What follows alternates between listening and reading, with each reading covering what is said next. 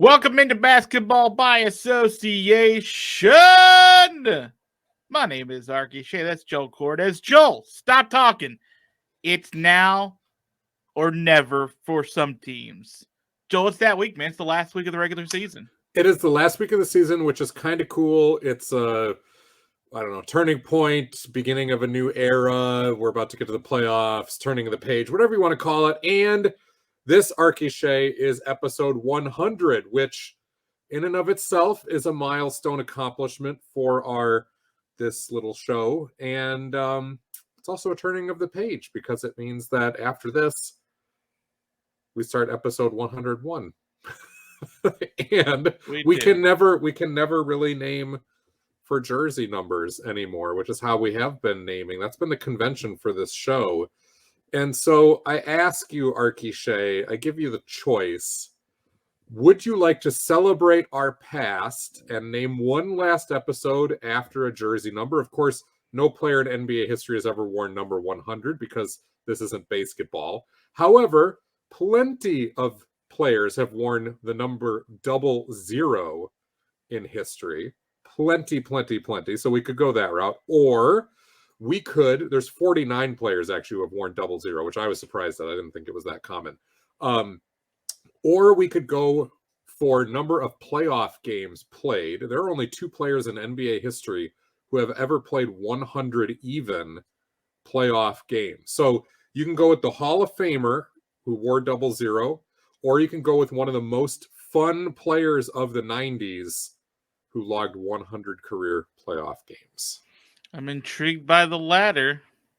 Okay, so we're going to look forward because that's how we're going to name these episodes going forward. We can't do the jersey number. By the way, 00, we would have named for the big chief, Robert Parrish, who got his handful of rings with the Celtics and, of course, won with the Chicago Bulls in 1997 off of their bench as well. And instead, we're going to go with one of my favorite players from grade school, one of those guys who was a little bit lost to history, but man, was he everywhere. Coming in 1995, averaging double-doubles on a not-so-great Denver Nuggets team, but he was skywalking and was all over ESPN during this time. He was on, Slam Magazine. He was on NBA Inside Stuff. You want to take a guess at this? No, it's not Nick Van Exel, because he's one of the other guys. Van Exel came a little bit later, but this guy played 2 seasons with the Denver Nuggets, then got swapped to Phoenix, and then Denver said, ooh, we've made a mistake. We want him back. After 1 season with the Suns were kind of saying, maybe we made a mistake too. He gets swapped back to the Denver Nuggets and continues to drop big numbers until a knee injury changes everything. Just hit me, brother. It is the Dice Man, Antonio McDice from Quitman, Mississippi. Yeah, from Quitman, Mississippi, and one of the most fun guys during the end of the Jordan Bulls era, those late 90s. Up-and-coming young Nuggets team, up-and-coming player. Of course, they were just those Nuggets coming off of the Dikembe Mutombo era of the upset over the Seattle Supersonics. Mutombo had, I think, 1 or 2 seasons with Dice Man before he got traded to the Atlanta Hawks. Yeah, played at the University of Alabama. In the was like 92, 93, 94 kind of time era. So, I thought as far as I care. Football and basketball, don't know why I ever think that'd be good. Historically, they're like, it may have changed recently. Like football, we know they're good, but like they're the second winningest program in the SEC in basketball too. I did not know that. It might be third now. I did not know that. But I think it's like 2 or 3 at this point. But yeah, so I mean, I know they've had their up years and that sort of thing, but I didn't know they consistently were that good. Yeah, never a Final Four though. Never a Final Four. They went to the Elite Eight, I think, with Mark Gottfried, and that was not Antonio McDice. And yeah, they were in Sweet 16, I think, 2 years ago. This year they went out in the first round of the tournament. So wait, 2 years ago. 2 years ago, the COVID tournament. Yes, yeah, 2 years ago. Yeah. Yeah, and the COVID tournament was canceled, right? And then the year after. Okay. Well, yeah, it depends on how you want to classify the COVID tournament. But a couple other quick tidbits on McDice before we go. 2000 and 2001, the last big season for him, he was averaging 21 points, 12 boards a game with the Nuggets, and then the knee injury happens in 01-02. He misses the entire 02-03 year. Comes back, is a role player after that. And he played a long time after that knee injury, he did. Yeah, he had a very good journeyman kind of backup power forward, backup center career. Went back to the Phoenix Suns. He wound up there, did a single season with the Knicks as well in 03-04. Probably a season you'd rather forget in Knicks history, but I do remember him on the Knicks, but yeah, vaguely. Wound up with the Detroit Pistons the year after they won their NBA ring. So he did get to go to the finals with them when they lost to the Spurs, and he did wind up with the Spurs to end his career from 09 through 11. Did not win an NBA championship. Those were years that the Spurs didn't get theirs as a one-time All-Star. Was the 95-96 on the all-rookie team, was all-NBA in 98-99, but a very valuable career for McDyess, but kind of one of those what-if, could-have-been type of guys if he hadn't gotten hurt, if he had been on the Pistons a year earlier, if he had been with the Spurs at exactly the right time. But a cool guy. That was a fun guy to watch. Not fun tidbit. He actually was 2 years with the Knicks, but like in the first minute of the what was that? The season before, I guess the 01-02 season. Where the year before he actually had to play, like in the first 3 minutes of the first exhibition game, he tore up his knee. And missed the whole year. So he technically got another year of paycheck. And I never got to really enjoy it. That's the 02-03 season. 02-03. Okay. So he's not credited in Basketball Reference as logging any NBA time because it wasn't a regular season game. Yeah. And he was killed in that first 3 minutes. I don't know. I don't think he was. I could have been fine. I just remember that being a thing. It was like Antonio McDyess done. And there's injuries that you remember sort of where they happen or how bad they are, and sometimes you remember injuries because they're situational. What was it? That Louisville player that got hurt in the tournament, Kevin Ware, right? That was his name. Yep. Because of when it happened and the severity of it. And I think Antonio McDyess was one of those. Who was the? Was it? I'm trying to remember.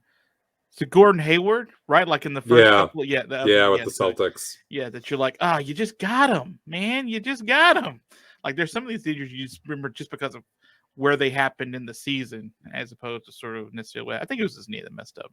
Makes sense for a big guy like that. Anyway, so that's a lot of time to say congratulations, Antonio McDyess. You just snuck in under the wire for your own episode. Yeah. Okay, let's go for it. Episode 100. We got a lot to talk about, playoff matchups, and a lot of news here in this last week too. Yeah, well, okay. Let's just.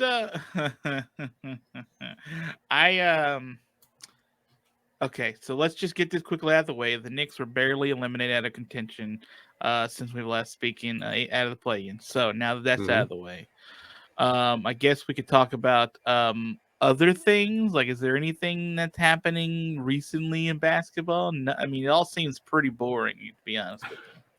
I just want to put out there for whatever 5 listeners are going to hear this. I texted you once you let me know that the Knicks had been eliminated, and I kind of ribbed you and said, "Oh, they were eliminated months ago." But then I was asking you who's your team, who's your guy to cheer for after this, and I figured there had to be a backup plan, and you revealed that there is no backup plan for Arky Shea, and I was kind of floored by that because usually, the Knicks have missed the playoffs enough times, and I'm not trying to throw dirt here. They've missed enough seasons over a while that you kind of have to have somebody else that you get excited for when the playoffs rolled around. And I let you know, for me, it was the Spurs when I was watching the KG Timberwolves, and they didn't always go very far. And I was a big fan of the Tibbs Bulls when Derrick Rose first got there, and Luol Deng and those guys. And more recently, it's been the Bucks, just because I got a lot of family in Milwaukee who are big Bucks fans, and I like Giannis, and they're close by to where I live in Michigan. But you don't have a secondary team. No, I don't. And it's pretty simple for me. I'm a sports monogamist. I have my team and that's it. Doesn't mean I won't watch the rest of the sport. Like if my team's eliminated from the NCAA tournament or the World Series contention, blah blah blah. Like I'll still pay attention, and I'll still enjoy a lot of it, find some enjoyment. But I can't root for another team as much as I like certain storylines. Like I really like the storyline of what the Celtics have been doing over the last 3 months. I can't root for the Celtics, right? The closest that you brought up that I could sort of root for is Memphis because it's pretty innocuous. Like they're not a rival of the Knicks. They're in the opposite conference. They're all like 17 years old, essentially. They're geographically close-ish to you. Yeah, I could kind of root for them, but no. Like I have a team, and then like I'm interested in other storylines. Giannis repeating, Joel Embiid like saying this week, "Hey, I'm pretty good too. I don't know what I got to do to win the MVP." And of course, stories coming out that Doc is losing the locker room, after calling out James Harden. Yeah, the minute Harden gets there, go figure. Yeah, so like there's stuff I can root for and like be interested in, but like no, I'm New York Knicks and everybody else can suck a fat one. All these championships that everybody else wins, good, they're not for me. But let's talk about the where we're sitting right now in the regular season standings. We have essentially 3 or 4 games left for just about everybody. And Sunday, as we know, everybody will end at like the exact same time. So it's, there's some races that could sort of be, tied up then. But there's a couple of things I really want to look at. And one got spotlit this week. For me, I don't know if we haven't talked. I know we haven't talked about this per se. But I know this is something that's been bottling up about a team that we've already mentioned on this program, and that's with the Boston Celtics. Joel, I don't know if you were aware of this, but the Toronto Raptors are going to make the playoffs. And almost assuredly not the play-in. Almost assuredly. But they're definitely in the playoffs one way or the other once we pass. They could be a potential opponent for a couple of teams, possibly the Boston Celtics. And the reason I bring them up is because Canada in the last few months has enacted a new policy when it comes to vaccinations that if you are not vaccinated, you cannot come into their country and play ball. Why is that a big deal? Because there was a couple of reporters in Boston that have now been asking up on the Celtics, hey, are you guys vaccinated and able to play in Boston? Because the last time they went to Toronto, a couple of players like Al Horford, Jaylen Brown did not make the trip. So you think it's rest because they played before, but since the beginning of the year, there's been a new policy enacted, and they have not played in Toronto since. So my question is, Joel, to you, whether it's the Celtics or whether it's somebody else. The Sixers is the other team that's been kind of mentioned here a little bit too. Is Toronto getting a little bit of an advantage here for whenever, like likely it'll be if it's Boston, likely it's going to be game 3 for whoever ends up playing it. So you get a couple at home. But how about this interesting kind of advantage you might get that if you aren't vaccinated, and I think if you want the Johnson & Johnson vaccine, the one only takes 1 shot, you can. I think the rough deadline is about this Wednesday for you to be able to play in game 3 in Canada.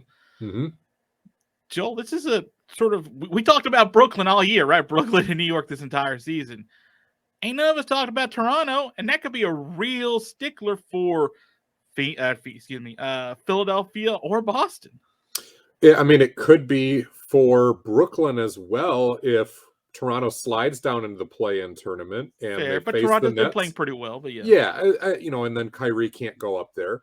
Absolutely, it's an advantage. It's not like this rule was made for basketball reasons. It's just the exact opposite. The Canadian government could care less, obviously, about what happens on the NBA level. Could you imagine if, like, the Prime Minister of Canada was like trying to backdoor an NBA title this way? We already got one. I can't control the road games, but I can control the ones that happen here, brother.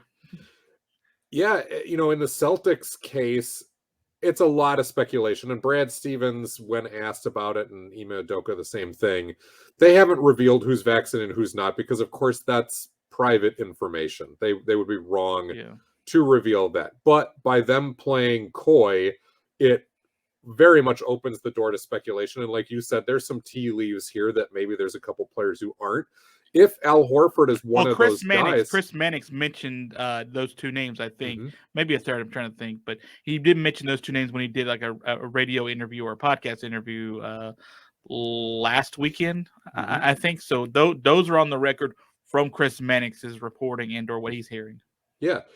You know, Robert Williams III is injured and probably won't be back until the Eastern Conference semifinals, if at all, because of his knee injury. So who's soaking up a lot of those key center minutes? It's Al Horford and Daniel Tice. And so you would be really thin at the center. Toronto doesn't necessarily, bruise you inside, but Precious Achiuwa's played well all year. Khem Birch gives them good minutes at the 5.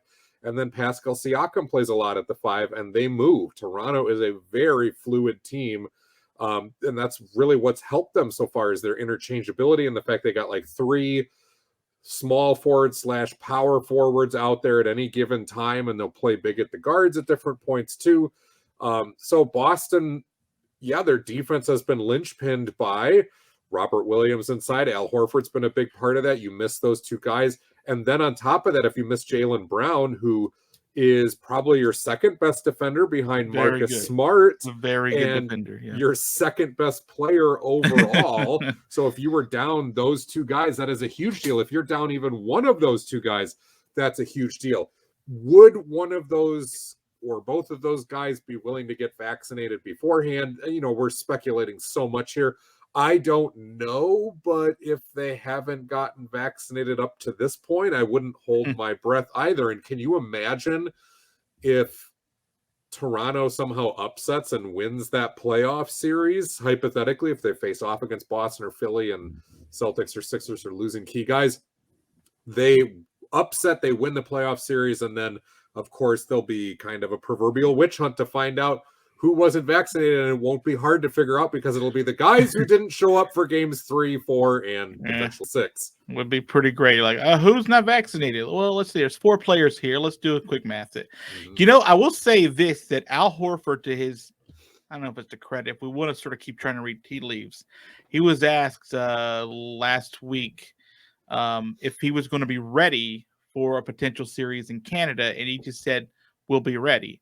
And so if you want to kind of read, that may be like, hey, maybe if we had to go, if it looks like I am, then I'll go ahead and take that shot that if I need to a week out just to be able to play. Again, if we means he or the entire team that's not the part of the team that's not vaccinated or nobody at all, they just think that they're going to be ready to play and, not have to play Toronto, so to speak. All this goes away if they don't have to see Toronto at all, right? Obviously. But whoever plays Toronto, we may find something out we didn't know this entire season about the team, Episode 100, and I literally have one of my cats who I did not know was down here with me in the broadcast studio, and he is trying to knock over the mic stand. So if you see me moving around on YouTube, this is where you can get the video. Like, share, subscribe, ring the bell, all that stuff on YouTube. There is a foul beast in the background here. Well, that cat. If you want the audio only version, it's Spreaker, Spotify, iTunes. Cat, I'm trying to kill you. That cat, who better be alive next time people are hearing this. His name is Seamus, and no, I won't kill him, but he is a turd. Seamus the turd. If that cat is harmed, you have a lot of answers to give to us. I will not harm the cat, though it is threatened quite often to this particular one. Yeah. So I think that's an interesting storyline to pay attention to, whether it's Boston, just because I think Boston is, I don't want to say in a fragile spot, but already losing Robert Williams. Yeah. Right. Like, and then possibly losing 1 or 2 other starters, possibly because of this. You probably don't think they do anything but possibly split in that case. Possibly split against Toronto. Toronto's been so good, though. But I'm gonna say, like, that's Jason Tatum going for 60 or something like that. Like, like Toronto's good enough to be able to bring it back to Boston, even up, and we find ourselves battling. But is that a first round matchup that you'd like to see? Does that one particularly jump out as better than other, early combinations that we might get? Outside of just the hey, are we not going to get some vaccinated players talk? Yeah, just in general. I think the most interesting first round potential series is whoever Brooklyn gets. if they get to the play-in. But then, yeah, if Boston Toronto ends up being, that matchup, I'd be super fascinated by it too, because that could be a 7-game series. Like that looks like it could be a really good back and forth series. As good as Boston's been this whole time, not one single person, including us on this podcast, has spent much time talking about Precious Achiuwa and the Toronto Raptors this entire season. We And mentioned Scotty Barnes a little bit, and Fred VanVleet's gotten a little love, but that's about it. Yeah, and you can kind of get it, right? Like, you lose all the star power that you had, even though one's long-term and one was short-term after the World Championship. So... And they were down in like 10th or 11th for a while. They were hovering around 500, and they found something here in the second half. They're 12 games above 500, which you got to give respect to that because it is a young roster. It's not particularly deep. That was one of my big gripes with the roster coming into the season. I was like, all right, that's starting 5. That makes a ton of sense. I'm on board with it. Could be a lot of fun. Gary Trent and Fred VanVleet in the backcourt. You're going to score a crap ton of points with those two. OG Anunoby was coming back from being hurt. You got him and Scotty Barnes and Pascal Siakam up front. It's interesting. Thad Young, they just got at the trade deadline here to try to bolster that second unit, but there wasn't a lot. And so credit to those guys and Nick Nurse. And that's what makes it intriguing to me. Boston's so good defensively, but Toronto is just, I use this word at the top, they're fluid, man.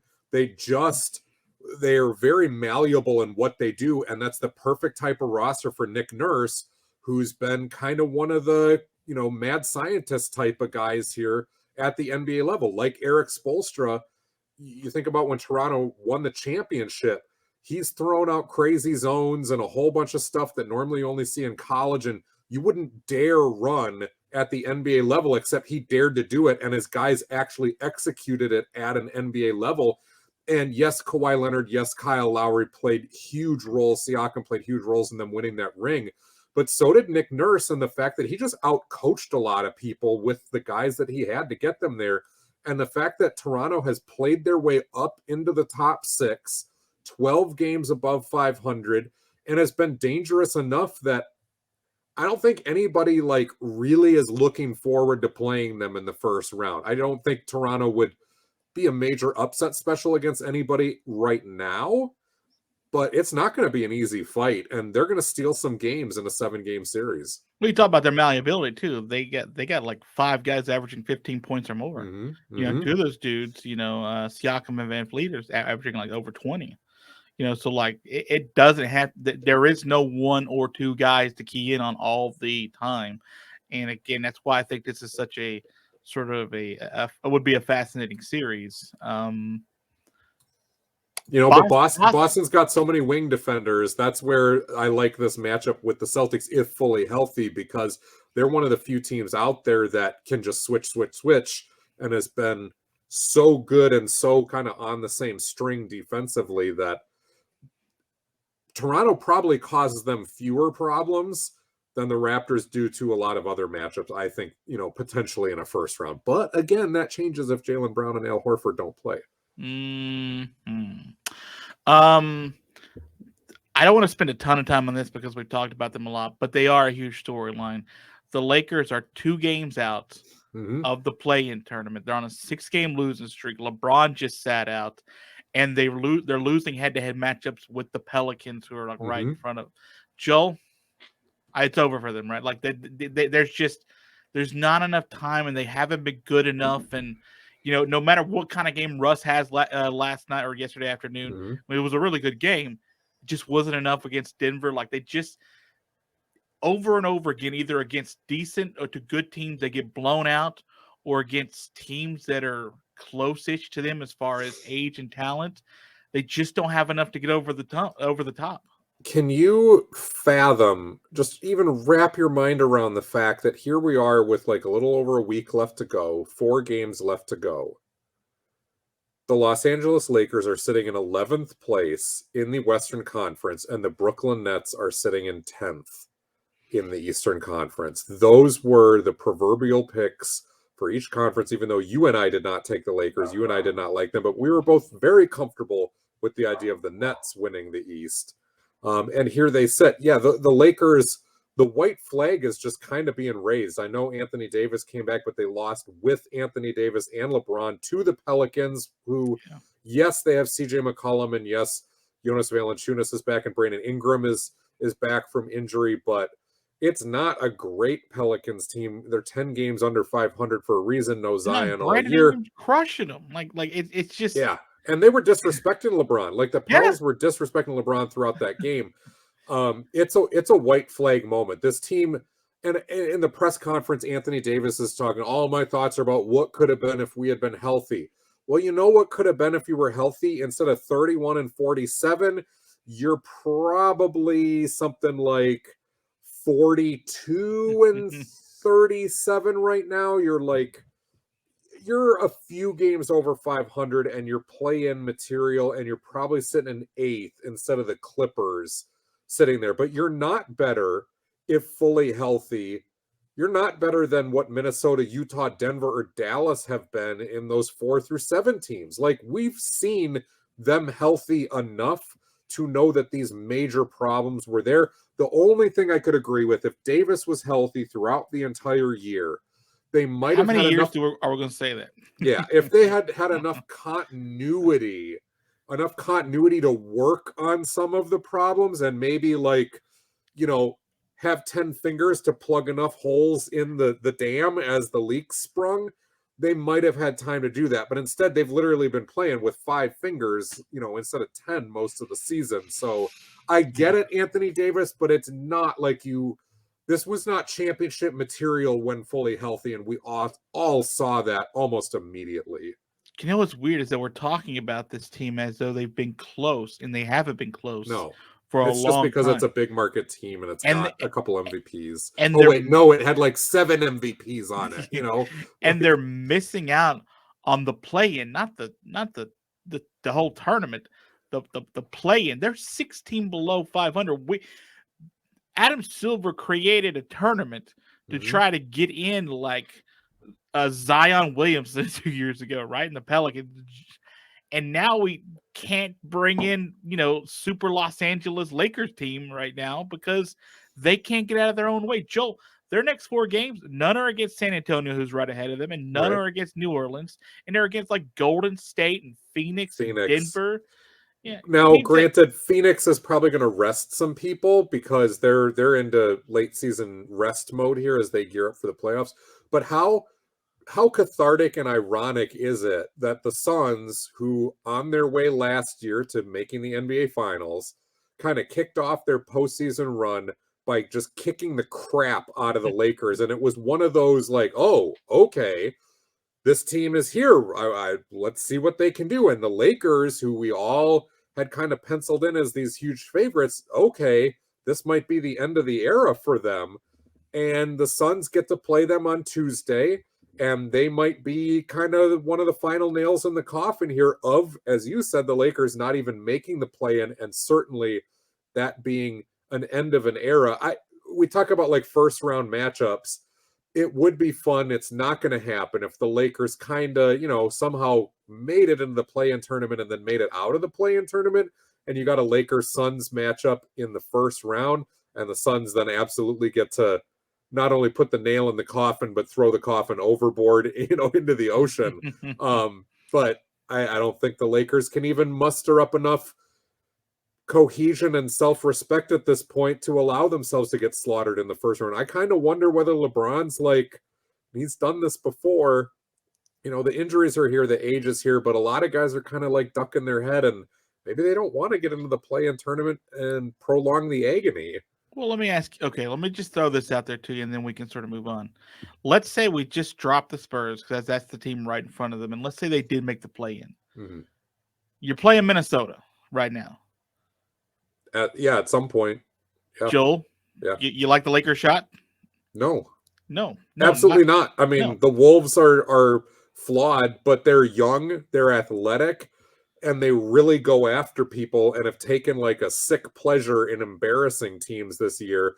That is exactly what the Phoenix Suns were last year. Too athletic, too mobile, They had that chip on their shoulder, that fearlessness. It's kind of a carbon copy of that attitude Phoenix displayed. And we saw the Lakers were just too old and slow to keep up with that. There is no way they would hang with Minnesota. But I would say that about like Denver and Dallas too. Utah scares me right now. But yeah, I mean, the Lakers are not ready for better competition. That's what I'm saying. Like, that would be your outside shot, maybe. Then, well, who would the other two teams be? Do you like their chances against the Clippers?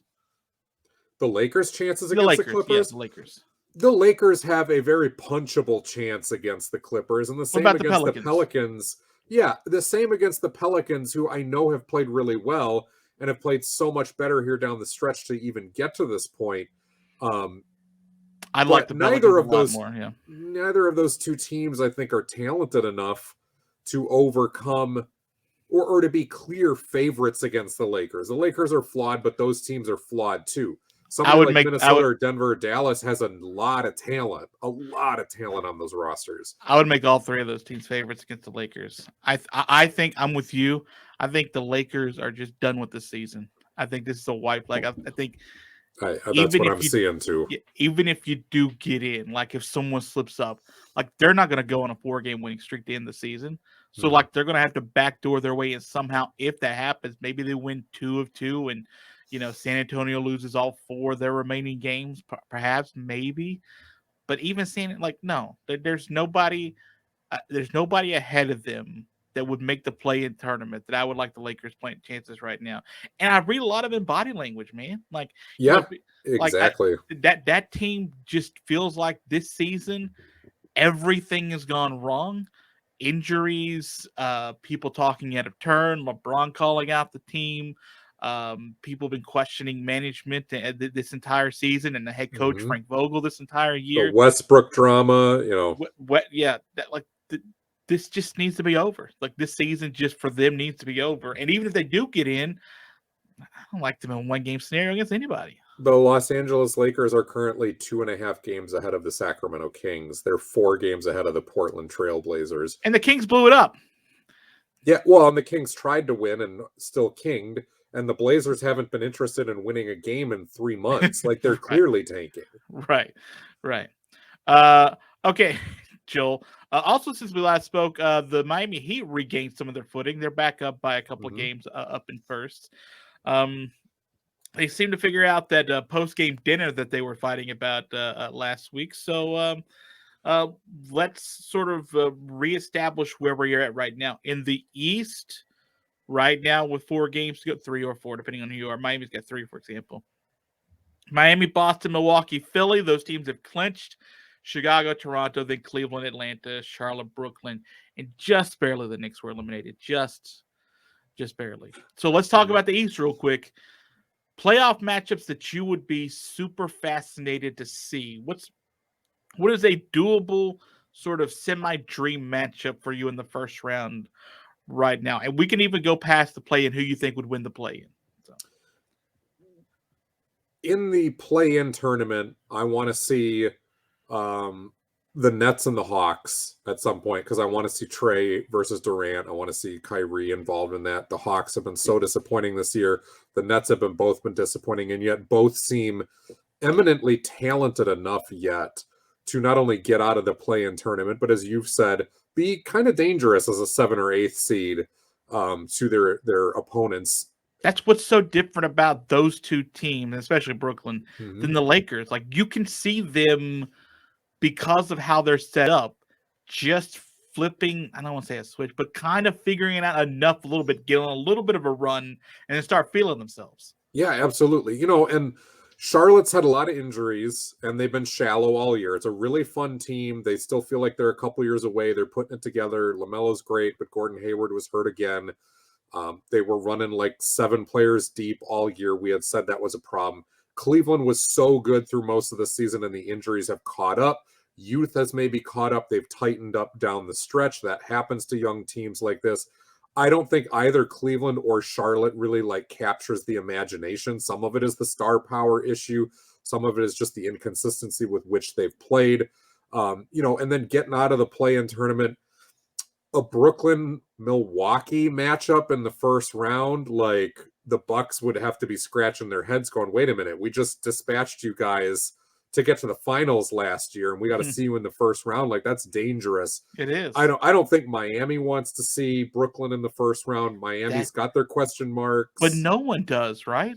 Like, no one yeah, really but wants if to I'm see the Boston team. Celtics or I'm Philly, I don't want to see them. I don't know if I want to see them. Like, yeah. I like my chances more than like if I was Miami, for example. But I don't want to see those guys first round. Like, that could be too early of an exit from a really talented team that just got everybody healthy at the right time and eligible at the right time. Yeah, I just feel like Boston and Philly match up better with the Nets, for example. I'd agree. Than Miami or Milwaukee do initially. Milwaukee probably is just fine. Miami, we got those question marks that, yeah, they've righted the ship this week, but it leaves them exactly where they were 2 weeks ago when we talked about them, which is, all right, yeah, they're in first place, but what does that really mean for that team? Are they deep enough to go? There's some teams that just seem to be, more talented, and Philly has had extenuating circumstances. Boston got off to such a slow start. Milwaukee has been kind of idling a little bit and now has put it into gear, and they've been coming on like gangbusters. So, yeah, for real. Miami is just kind of there by default, but I'd love to see, like I said, I'd love to see Brooklyn. If I had to choose one, give me Brooklyn, Miami in the first round. That's what you want to see. Yeah. Oh, I want to see that matchup. I think Brooklyn beats them in 5. Brooklyn beats Miami in 5? I think so. Yeah. Okay. And there too. Then you've got the drama of 8 beating a 1, and that's like I'm the on board 5th or 6th time that's ever happened. Or wait, and Miami's been a number 1 seed that's dropped. Before. That's your Knicks. That could be a thing. I'd kind of like to see Milwaukee and Chicago in the first round, just because of the geographical proximity. They're in the same division. There's a lot of history between those teams. You would like to see them because they were a bus ride away from each other.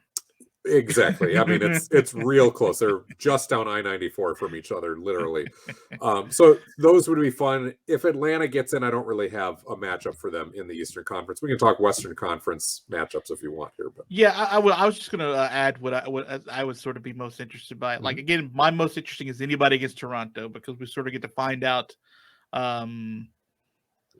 where someone's vaccination status is and who's been able to play. I don't think we'd be stunned by a lot of people. Boston, like the fact that this is coming up this late in the season, is kind of stunning to me. The fact that I guess they haven't really had to deal with it since like the new, regulations have come down from the Great White North. But I do feel like there's a chance we're going to learn something from someone we didn't know. And I think that's sort of fascinating. But as far as on the court, it's Brooklyn against anybody, because I think Brooklyn is set up in such a way. They're still going to lose games, right? Yeah, and Seth Curry's hurt now, so you're down him and Joe Harris. I think the fact that this team is they clinched the play-in, right? They clinched Brooklyn, right? They clinched. Yeah. So I think the fact that they're safely in, that they don't have to worry about sprinting these next 4 games just to make it in. I think you're going to see a very dangerous playoff team, a very, very dangerous playoff team. And if how it stands right now against Cleveland, Cleveland doesn't stand a chance against them if that's the first one. And that's okay. Cleveland's done a yeoman's job just to keep relevant with all the injuries they've dealt with this season. But I think Brooklyn. I don't see Cleveland getting out of the play-in tournament at this point. Evan Mobley's been gone for a while. Jared Hayes has been gone for a while, or Jared Allen, excuse me. Yeah. One Eastern Conference matchup. I don't know if the seeding will work properly for it. Philly would have to jump just a little bit, but they're only 2.5 games out of first place.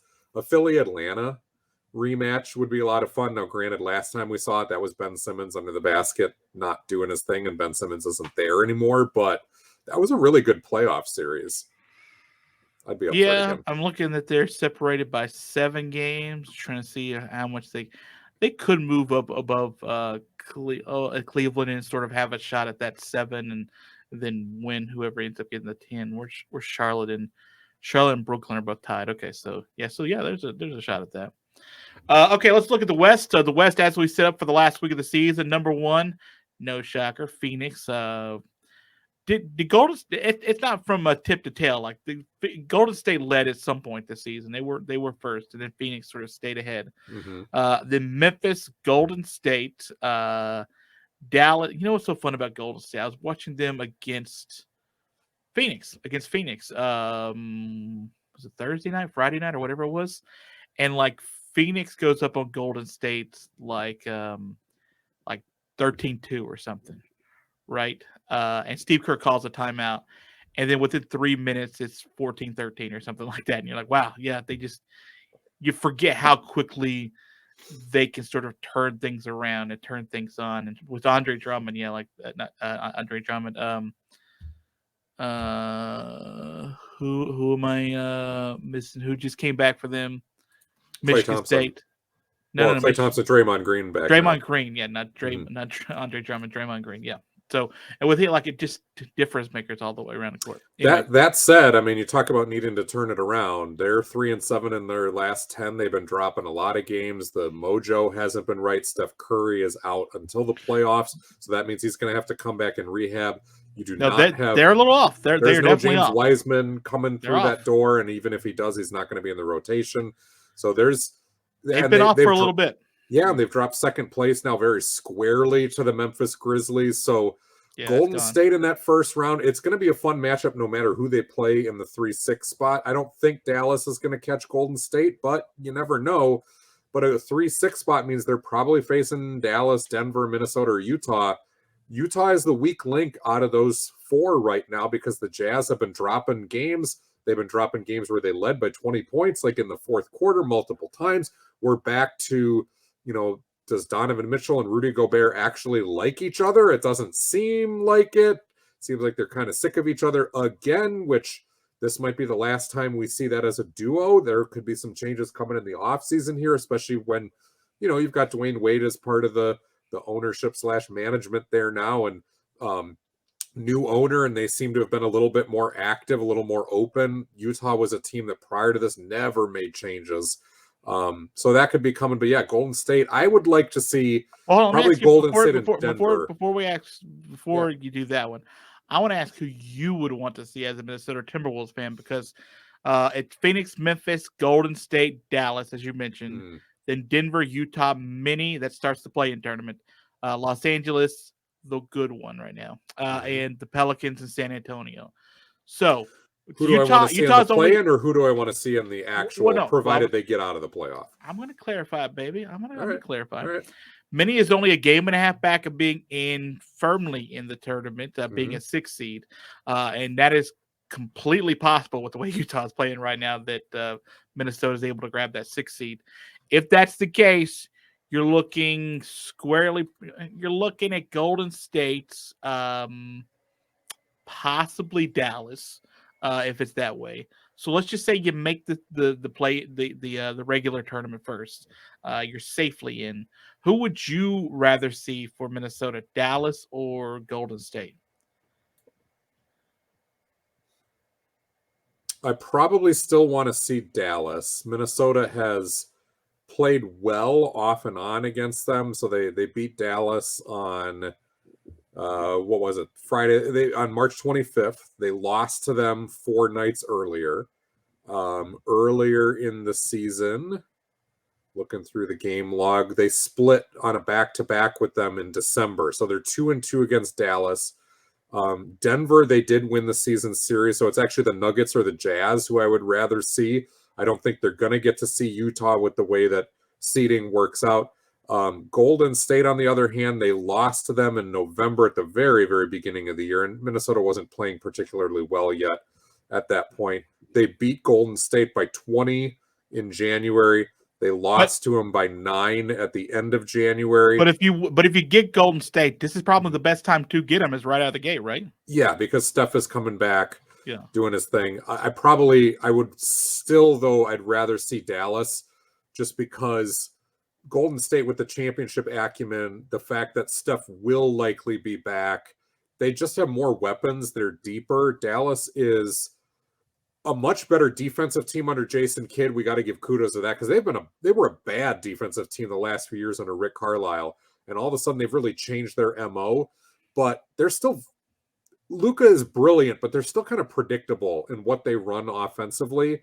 And I just feel like as a team, they're more predictable with what they do. Golden State just feels like they can do anything, and they've been there before, whereas Dallas is still finding their way. Minnesota's had Denver's number most of this season. So that's the team outside of Utah who Minnesota's also, I think, won the season series there as well. Denver, as good as they are, like, and Jamal Murray might be coming back, but you're talking about like an entire season worth of rust. Yeah, that's the team I really want if I'm a Wolves fan in the play-in tournament. If you can get any big team you want, yeah. In the play-in tournament, oddly enough, the Wolves have not played well against the Pelicans this year. They've dropped a game, and the other ones were very hard fought. The Wolves have done fine against San Antonio, against the Clippers. Obviously, I don't really fear the Lakers if they get in and all. I'd be chomping at the bit if I'm the Wolves for that. So I would rather see just about anybody than New Orleans in that first round. Okay. That all right. So let's look at the West as a whole. Then, who are you looking? Who would be your dream scenario outside of your favorite team now, as far as potential realistic first round matchups? Golden State versus Denver would be hugely fun because of the star power that's there. They've met in the playoffs before. Remember, a couple of years ago, Golden State ousted Denver. Denver had been a team that just kept coming back over and over after being down 3-1, and Golden State finally put that to bed and then went to the NBA Finals. If I'm an NBA fan, and this is not me as a Wolves homer, the idea of a Grizzlies Timberwolves first round 7-game series is a ton of fun because those are two of the up and coming young teams in the Western Conference, and they score, and they got good stars that are super athletic. They play fun styles of basketball. There's a lot of show me power going on there, and they got two gyms that'll be extremely excited to be on TV and to be just kind of like the Valley was last year with Phoenix. Like, people are like, oh yeah, that place can get loud. Oh yeah, Mini can get loud. Absolutely, Memphis can get crazy. Yeah, and I don't think the NBA in this case, a lot of times when it's smaller markets in the playoffs, the NBA, there's always like one series where you never see it if you don't have NBA TV, because it's like, oh, they'll give everybody their ESPN and TNT shot, and there will always be one series where the NBA will be like, it's too small market. No one wants to see Raptors Pacers. They're on NBA TV literally the entire round. I don't think the NBA will be stupid enough, even though these are two of the smallest TV markets. These are two very exciting teams with a lot of star power, young star power that's going to be here for a long time. I could sort of see why you'd want to put the Pacers on any free TV somewhere else. So I guess NBA TV is not really free. But absolutely, that's the matchup I want to see. Like, if we can get it, and it's super realistic. If we can get Memphis, Minnesota, I'd lose my mind. And I'd lose my mind if we got less than 6 games. Like, I think that could be a fantastic series.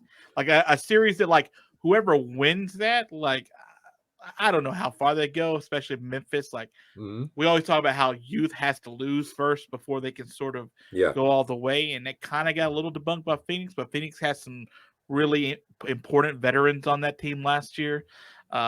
Milwaukee won last year, but they had teams that got close and lost in heartbreaking ways. I think Memphis is still going to lose before they win the championship. Phoenix is really, really, really, really good. Yeah. And a Golden State matchup in the semifinals, if it's them, if they're good enough to get out, that's going to be real tough. But that's such the type of series that whoever gets out of it, man, it's going to be a dogfight. But that's going to be a team worthy to be in the second round.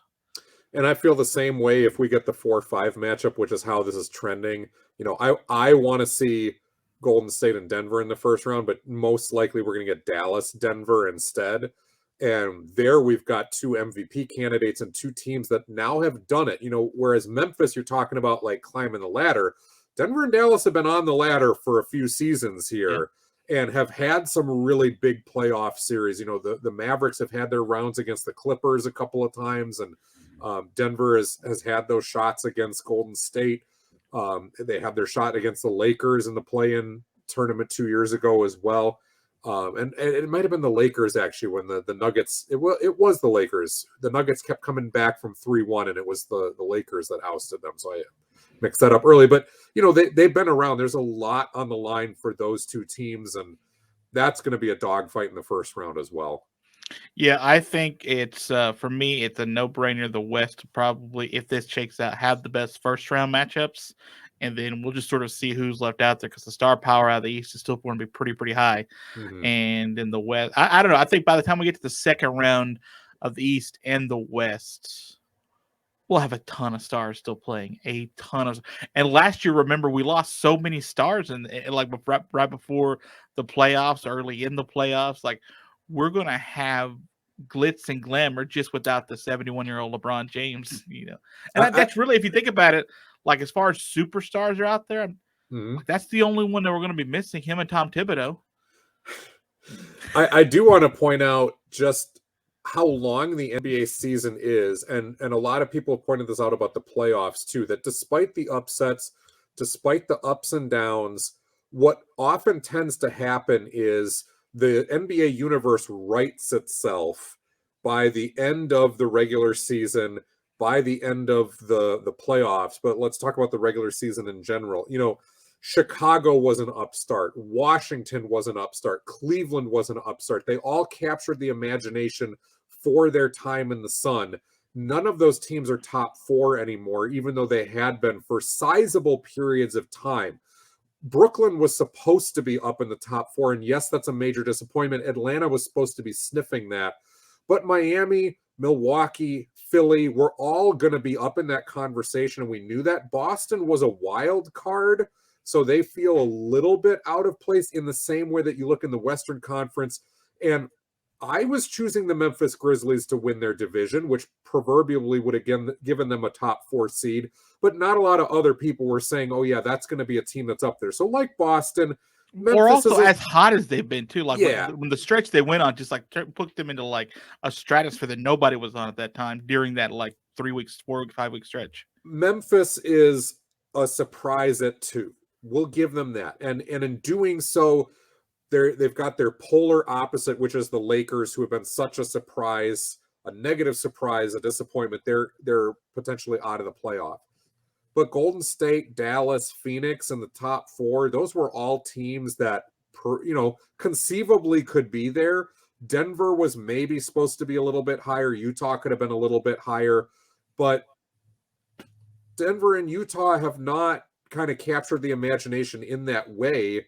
Phoenix has taken care of business all season long. And it just feels like despite everything that went on, our playoff seeding feels generally correct, with some minor adjustments here or there. Yeah. Minnesota and the Clippers in 7-8 feels about right as well.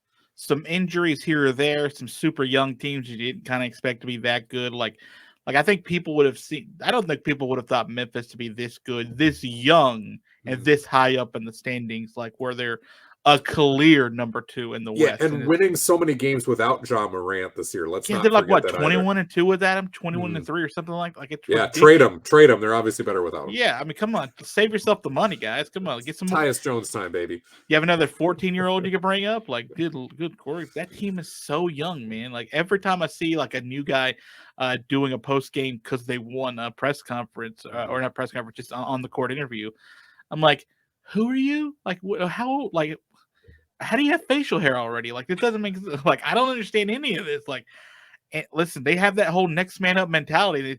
It works for them. Like, I would never have thought losing Ja Morant and they would be that much better. And 23-year-old Desmond Bain, who's been, averaging 18 points a game and has kind of stepped up for Dillon Brooks, who was hurt a lot of this year, has a 20-point per game score. Desmond Bain was taken number 30 in the first round last year. I think he made the second rookie team, but didn't even make the first rookie team last year. And Dillon Brooks is another guy, huge college career, certainly for Dillon Brooks.